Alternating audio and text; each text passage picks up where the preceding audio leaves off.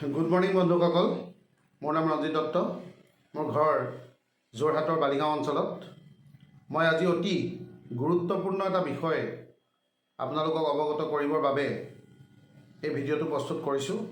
আশা ৰাখিছোঁ এই ভিডিঅ'টোৰ জৰিয়তে ক'ৰবাত নহয় ক'ৰবাত, কোনোবা নহয় কোনোবা জেগাত প্ৰত্যেকজন ব্যক্তি নিশ্চয়কৈ উপকৃত হ'ব পাৰিব।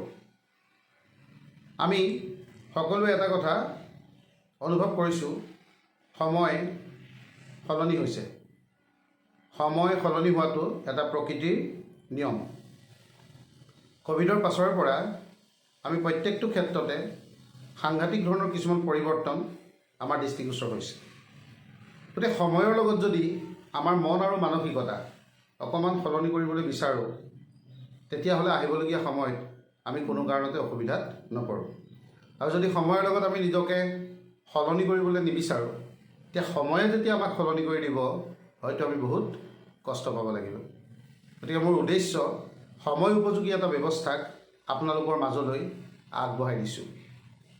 ইতিমধ্যে মই কৈছোঁ আপোনালোকক সময় উপযোগী। 2021 চনৰ 28 ডিচেম্বৰ তাৰিখে মই যি ব্যৱস্থাৰ কথা আপোনালোকক অৱগত কৰিবলৈ বিচাৰিছোঁ, এই ব্যৱস্থাটো সুৰক্ষিত কৰি ৰাখিবৰ বাবে কেন্দ্ৰীয় চৰকাৰে এখন অতি গুৰুত্বপূৰ্ণ আইন প্ৰণয়ন কৰিছে। দ্বিতীয়তে, এই গুৰুত্বপূৰ্ণ ব্যৱস্থাটোৰ ওপৰত ভাৰতবৰ্ষৰ কেইখনমান শীৰ্ষস্থানৰ ইউনিভাৰ্চিটিত এডুকেশ্যন অৰ্থাৎ পাঠদান আৰম্ভ হৈছে। তাৰে ভিতৰত মই কেইখনমান ইউনিভাৰ্চিটিৰ নাম আপোনালোকক অৱগত কৰিব বিচাৰিছোঁ। হিমাচলৰ Shoolini university, Delhi university, Karnataka university, Anna university, Mahatma Gandhi university, Karnataka university, Kerala university. Specially এইটো কনচেপ্টৰ ওপৰত, এই বিষয়বস্তুৰ ওপৰত পাঠদান চলি আছে। আৰু গৌৰৱৰ বিষয়, প্ৰথমবাৰৰ বাবে এইটো ব্যৱস্থাত ভালেকেইজন নতুন প্ৰজন্মৰ যুৱক যুৱতীয়ে ডক্টৰেট ডিগ্ৰী অৰ্থাৎ PhD কৰিবলৈ সক্ষম হৈছে। আমি এই ব্যৱস্থাটোক অধ্যয়ন কৰাৰ প্ৰয়োজন সকলোৰে জীৱনলৈ আহি পৰিছে।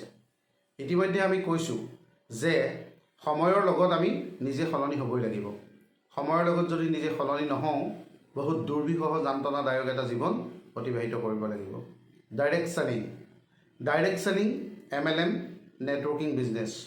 আমাৰ সমাজত শতকৰা 90% ব্যক্তিৰ এই ব্যৱস্থাটোৰ ওপৰত ইনফৰ্মেশ্যন আছে, আৰু 10% ব্যক্তি কম বেছি পৰিমাণে ব্যৱস্থাটোৰ ওপৰত নলেজ আছে।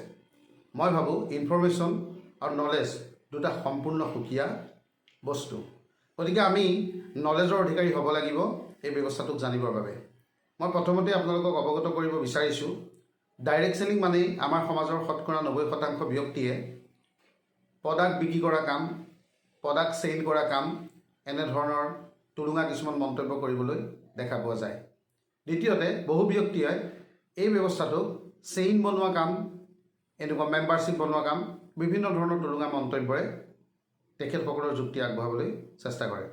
কিন্তু মই স্পষ্টকৈ আপোনালোকক ক'ব বিচাৰিছোঁ, প্ৰথম কথা, এইটো কোনো ধৰণৰ প্ৰডাক্ট বিক্ৰী কৰা কাম নহয়, আৰু দ্বিতীয়তে কোনো ধৰণৰ চেইন বনোৱা কাম নহয়। যদি আপোনালোকে নিজকে প্ৰশ্ন কৰে, প্ৰকৃততে এই দুটা কাম কৰিবৰ বাবে আমি নিশ্চয় এখন ইউনিভাৰ্চিটিত পঢ়াৰ কোনো প্ৰয়োজন নাই। নিশ্চয় কথাটো আপোনালোকে অনুমান কৰিব পাৰিছে। ইয়াৰ অন্তৰালত কিছুমান কথা নিহিত হৈ আছে, যিখিনি কথা হয়তো আজিৰ তাৰিখত আমি জনা নাই। মই সংক্ষেপে আপোনালোকক এই সুন্দৰ ব্যৱস্থাটোৰ বিষয়ে দুআষাৰমান যুক্তিপূৰ্ণ তথ্য আগবঢ়াবলৈ আগবাঢ়িছোঁ। গতিকে আপোনালোকে নিশ্চয় আজি এই কথাখিনিৰ পৰা উপকৃত হ'ব পাৰিব। বহুত দিনৰ প্ৰচেষ্টাৰ অন্তত আজি মই সংকল্পটো লৈছোঁ যে আজি মই ভিডিঅ'টো প্ৰস্তুত কৰিম। ডাইৰেক্ট চেলিং, আপুনি মই এখন বজাৰৰ ওপৰত ভিত্তি কৰি আজোককাৰ দিনৰ পৰা চলি আছোঁ আৰু চলি থাকিম। আমি আমাৰ যিখিনি নিত্য ব্যৱহাৰ্য সামগ্ৰী কোনোবা এখন দোকানৰ পৰা আমি সংগ্ৰহ কৰোঁ, ঠিক তেনেধৰণে দোকানীজনে সেই সামগ্ৰীসমূহ হ'লচেলাৰৰ পৰা সংগ্ৰহ কৰে, আৰু তেখেতে ছুপাৰ ষ্টকিষ্টে CNF এজেঞ্চিয়ে নেশ্যনেল ডিষ্ট্ৰিবিউটৰ, আৰু নেশ্যনেল ডিষ্ট্ৰিবিউটৰ মেনুফেকচাৰ অৰ্থাৎ কোম্পানী।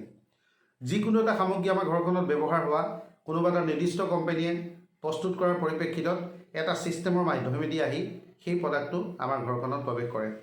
গতিকে আমি এইখিনিতে এটা কথা চাব লাগিব, যি প্ৰডাক্টটো আমি ব্যৱহাৰ কৰিবলৈ বিচাৰিছোঁ সেই প্ৰডাক্টটোৰ গুণগত মান কেনেকুৱা ধৰণৰ, সেই প্ৰডাক্টটোৰ গুণগত মান উন্নত হয় নে নহয়, বা এনেকুৱা কিছুমান কথা।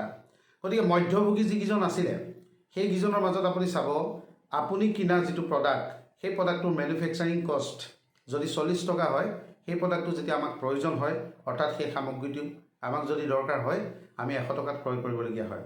অৰ্থাৎ এই মাজৰ যিটো ছিষ্টেম আছিলে, অৰ্থাৎ মধ্যভোগী তেখেতসকলৰ মাজত এটা পাৰ্চেণ্টেজ ডিষ্ট্ৰিবিউট হয় আৰু এটা মোটা অংকৰ পইচা চেলিব্ৰিটিসকলৰ পকেটলৈ যায়, যি আমাক প্ৰডাক্টটো প্ৰচাৰ অৰ্থাৎ প্ৰমোট কৰে, এডভাৰটাইজ কৰে। গতিকে 60 পৰা 70% পইচা তেখেতসকলৰ মাজত ভাগ বতৰা কৰা হয়। আমি কাষ্টমাৰ কনজিউমাৰ হিচাপে বৰ্তমানলৈকে আমি প্ৰডাক্টটোৰ বাহিৰে একো পাবলৈ সক্ষম হোৱা নাই আৰু প্ৰডাক্টটোৰো গুণগত মানদণ্ডৰ বিষয়ে আমি একো নাজানো। আমাক প্ৰয়োজন আছে, আমি পাৰ্চেছ কৰিছোঁ।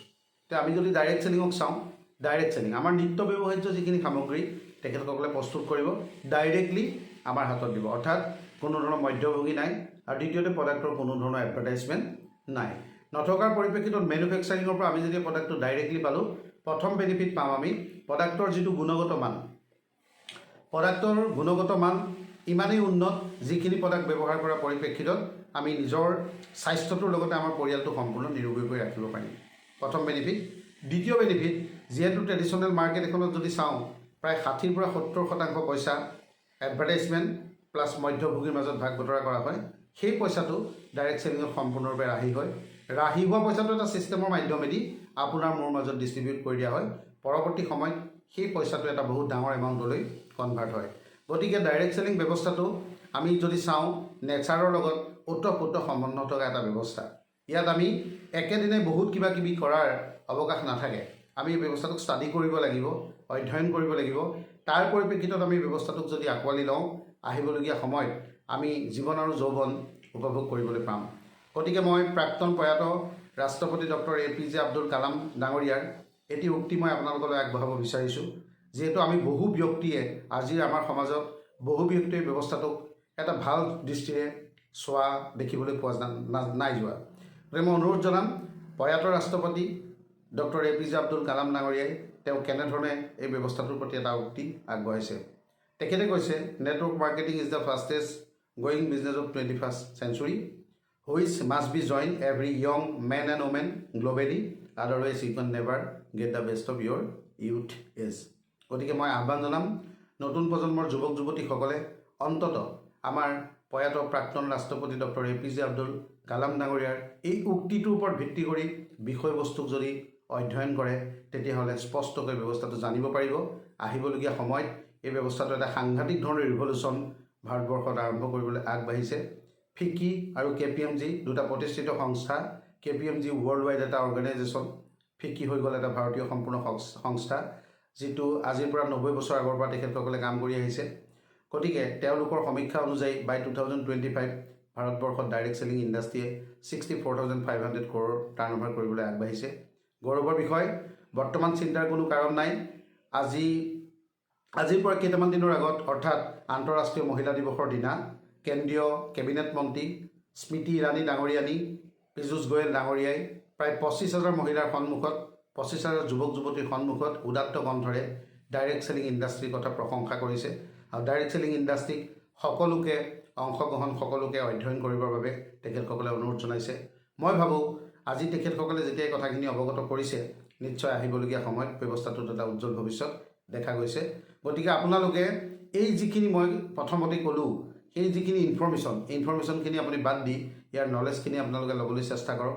আহিবলগীয়া সময়ত প্ৰত্যেকে জীৱন আৰু যৌৱন সুন্দৰকৈ উপভোগ কৰাৰ লগতে সমাজত এজন প্ৰতিষ্ঠিত ব্যক্তি হিচাপে আপুনি নিজক চিনাকি কৰাব পাৰিব। পৰৱৰ্তী সময়ত মই আৰু এটা ভিডিঅ' বনাম, যাতে গোটেই কথাখিনি আমি সম্যকে বুজিব পাৰোঁ। আজি জাষ্ট মই অকণমান ইণ্ডাষ্ট্ৰী পটেঞ্চিয়েলৰ ওপৰত দুটামান গুৰুত্বপূৰ্ণ যুক্তি আপোনালোকলৈ আগবঢ়াইছোঁ। আশা কৰোঁ নিশ্চয় আজি কথাকেইটাৰ পৰা বহু ব্যক্তি উপকৃত হ'ব পাৰিব। Thank you so' much.